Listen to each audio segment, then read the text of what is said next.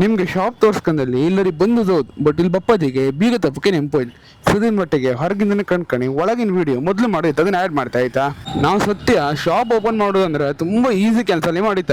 ಅಂದ್ರೆ ನಾವು ಡಿಸೈಡ್ ಮಾಡಿ ಅಥವಾ 1 ವಾರ ಅಥವಾ 2 ವಾರದೊಳಗಡೆ ಶಾಪ್ ಓಪನ್ ಮಾಡುತ್ತಂತ ಬಟ್ ಆಮೇಲೆ ಗೊತ್ತಾಯ್ತಾ ನಾವು ಎಣ್ಸ್ಕೊಂಡಾಗ ಎಂಥದ್ದು ಆತಿಲ್ಲ ಅಂದಲ್ಲಿ. ಇಫ್ ಈ ಇಂಟೀರಿಯರ್ ಡಿಸೈನ್ ಮಾಡೋರು ಯಾರಾದರೂ ಈ ವಿಡಿಯೋ ನೋಡ್ತಾ ಇದ್ರೆ ನಮಗೆ ಮಾಡರ್ನ್ ಡಿಸೈನ್ ಬೇಕು ಅಂದ್ರೆ ಸ್ವಲ್ಪ ನೀವು ಈ 3D ಡಿಸೈನ್ ಎಲ್ಲ ಮಾಡ್ಲಿಕ್ಕೆ ನಿಮ್ಗೆ ಐಡಿಯಾ ಇದೆ ಅಂತ ಹೇಳಿದ್ರೆ ಮಾತ್ರ ನಮ್ಮನ್ನ ಕಾಂಟ್ಯಾಕ್ಟ್ ಮಾಡಿ.